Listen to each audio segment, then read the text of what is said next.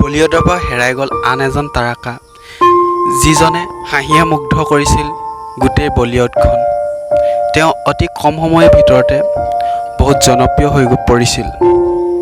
তেওঁৰ নাম হ'ল সুশান্ত সিং ৰাজপুত।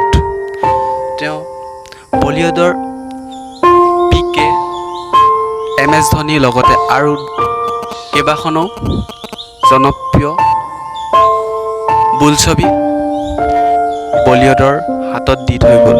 আজি নাই, তেওঁ চিৰ দিনৰ বাবে বিদায় ল'লে। তেওঁ বিদায় লোৱাৰ আগতে 50টা কৰিবলগীয়া কাম ৰৈ গ'ল তেওঁৰ ডায়েৰীৰ মতে। সেই ডায়েৰীখনৰ দুটামান ফটো আপোনালোকক। তাৰ আগতে ক'ব লৈছোঁ, তেওঁ জন্মগ্ৰহণ কৰিছিল 1986 চনৰ 21 জানুৱাৰী তাৰিখে পাটনাত, আৰু তেওঁ এতিয়া বয়স 33 বছৰ বয়সতে অতি কম সময়ৰ ভিতৰতে তেওঁ অতি জনপ্ৰিয় হৈছিল।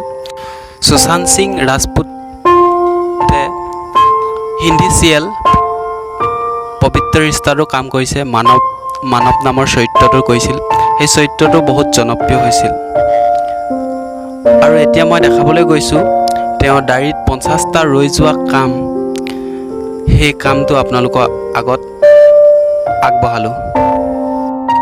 50টাৰ ভিতৰত 5টা অতি গুৰুত্বপূৰ্ণ। প্ৰথমটো হৈছে ডকুমেণ্ট ফিল্ম বনোৱা, 2 নম্বৰতে ট্ৰেইনত ফুৰা, 3 নম্বৰতে ফটোগ্ৰাফী কৰা, 4 নম্বৰতে প্লেন চলাব শিকা, আৰু 5 নম্বৰতে হ'ল দেশত ফ্ৰী এডুকেশ্যন গঢ়ি তোলা।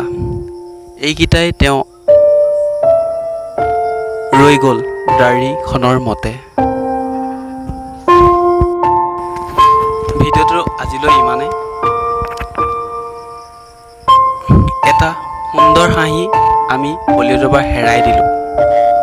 মই মৃদুল আপোনালোকক মোৰ চেনেললৈ স্বাগতম কৰিলোঁ, আৰু তেওঁ বিদেশী আত্মাই চিৰ শান্তি লাভ কৰক। ধন্যবাদ।